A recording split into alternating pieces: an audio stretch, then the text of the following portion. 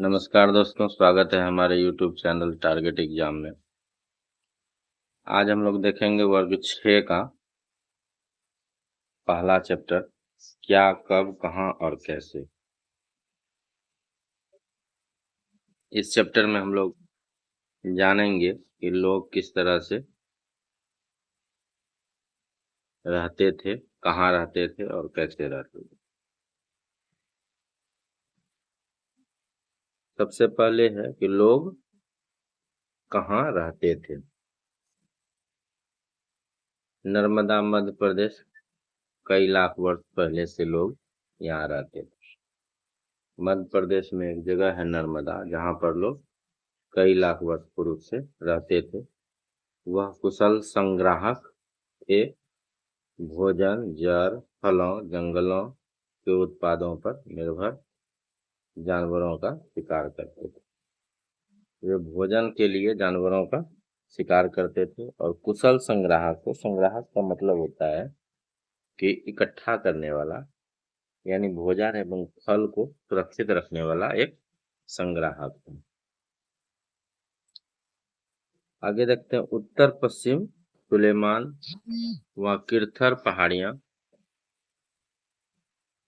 पहाड़ियां, पाक अफगानिस्तान सीमा। इस स्थान पर 8 वर्ष पूर्व स्त्री पुरुषों ने सबसे पहले गेहूं और जौ फसलों को अपनाया आरंभ किया, यानी उपजाना आरंभ किया था। तो ये पाक और अफगानिस्तान की सीमा से सटा हुआ क्षेत्र है, जहां पर लोगों ने सबसे पहले गेहूं और जौ की फसलों का उपजाना आरंभ किया था।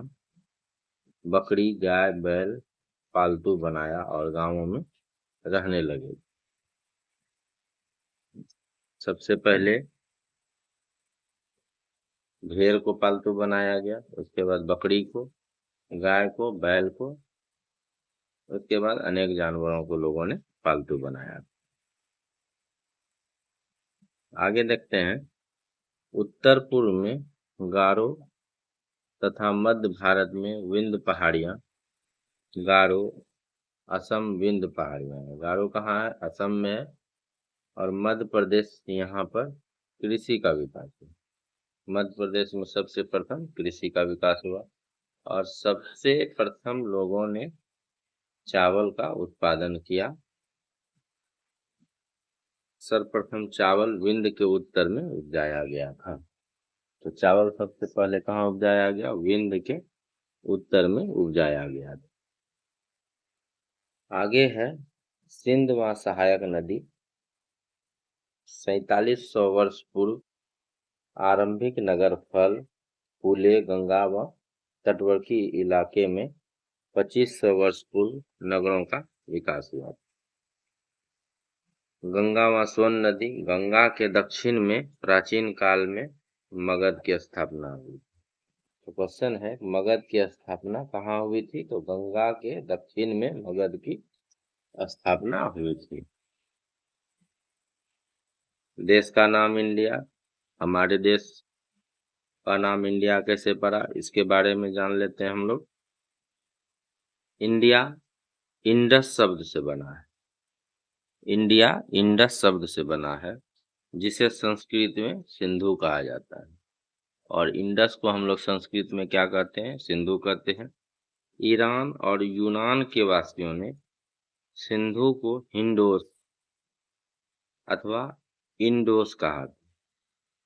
ईरान और यूनान के लोगों ने सिंधु को क्या कहा था? हिंडोस और इंडोस कहा था। और इस नदी के पूर्व में भूमि प्रदेश को इंडिया कहा गया। भारत का नाम भारत, सर्वप्रथम भारत नाम का प्रयोग उत्तर पश्चिम में रहने वाले लोगों का एक समूह के लिए किया जाता था। इसका वर्णन ऋग्वेद में भी मिलता है। तो भारत नाम का प्रयोग का वर्णन ऋग्वेद में भी मिलता है। आगे देखते हैं अतीत के बारे में। कैसे जाने? हम अपने अतीत के बारे में, पूर्वजों के बारे में कैसे जान सकते हैं? तो इसके लिए पांडुलिपि लिखी गई थी, और पांडुलिपि का अर्थ होता है एक प्रकार का पुस्तक जो कि हाथ से लिखा हुआ होता है।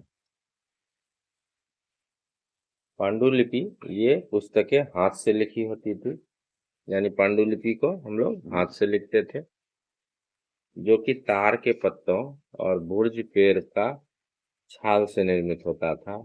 यह भोजपत्र पर भी लिखा जाता था।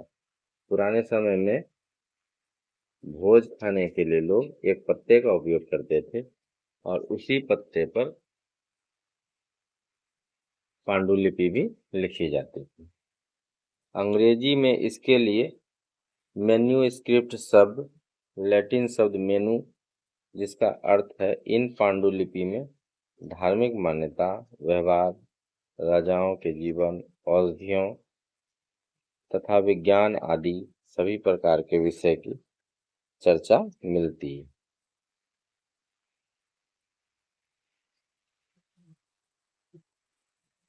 आगे देखते हैं, यह संस्कृत, प्राकृत व तमिल भाषा में लिखे हैं।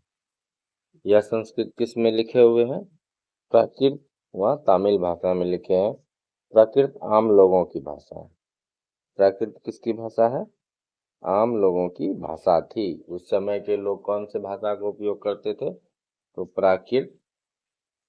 प्राकृत भाषा का उपयोग करते थे।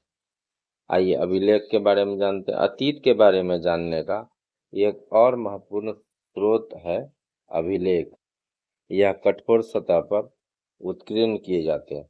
अभिलेख का मतलब होता है किसी कोई कठोर सतह है, पत्थर है या लकड़ी का कोई टुकड़ा है, उस पर हम क्या करते हैं? उत्कीर्ण करते हैं, यानी उसको काट काट कर हम लोग लिखते हैं, तो उसको हम लोग कहते हैं अभिलेख। ठीक है।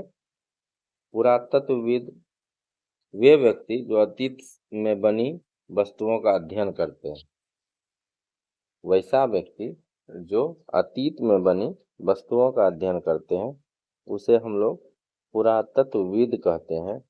जैसे पत्थर व ईंट से बनी इमारतें, अवशेष, चित्र, मूर्तियां इत्यादि के बारे में अध्ययन करने वाले व्यक्ति को पुरातत्वविद कहा जाता है। इतिहासकार, जो लोग अतीत का अध्ययन करते हैं, तिथियों का अर्थ होता है, यानी जो लोग अतीत के अध्ययन करते हैं तथा हमारे अतीत के बारे में बताते हैं, उन्हें हम लोग क्या कहते हैं? इतिहासकार कहते हैं। अब आइए देखते हैं बीसी। बीसी और एडी क्या है? बीसी का मतलब होता है बिफोर क्रिस्ट, ईसा पूर्व, ईसा के जन्म से पहले, यानी ईसा मसीह के जन्म से पहले के समय को हम लोग कहते हैं ईसवी पूर्व, और एडी कहते हैं एनो डोमिनी, यानी ईसा मसीह के जन्म के बाद। ईसा मसीह के जन्म के बाद के समय को हम लोग एडी कहते हैं, और ईसा मसीह के जन्म से पहले के समय को हम लोग बीसी कहते हैं। कृषि का आरंभ कब हुआ? तो कृषि का आरंभ 8000 वर्ष पूर्व हुआ था। कृषि का आरंभ 8000 वर्ष पूर्व में हुआ था। सिंधु सभ्यता के प्रथम नगर 4700 वर्ष पूर्व थे, और गंगा घाटी के नगर मगध 2500 वर्ष पूर्व थे। तो आज हम लोगों ने देखा, अतीत के बारे में जाना, और वर्ग 6 का पहला पाठ क्या, कब, कहाँ और कैसे, इसके बारे में हम लोगों ने जाना और समझा। आगे हम लोग दूसरे वीडियो में दूसरा चैप्टर को देखेंगे। तो प्लीज़ हमारे चैनल को लाइक एवं सब्सक्राइब कर दें, तथा अपने दोस्तों के साथ शेयर कर दें, ताकि उन तक भी ये वीडियो पहुंच सके। दोस्तों, मैं एनसीईआरटी बुक वर्ग 6 से 12 तक का सभी विषयों का एनसीईआरटी नोट्स लेके आप लोगों के बीच उपस्थित होता हूँ। प्लीज लाइक, शेयर एवं सब्सक्राइब। धन्यवाद।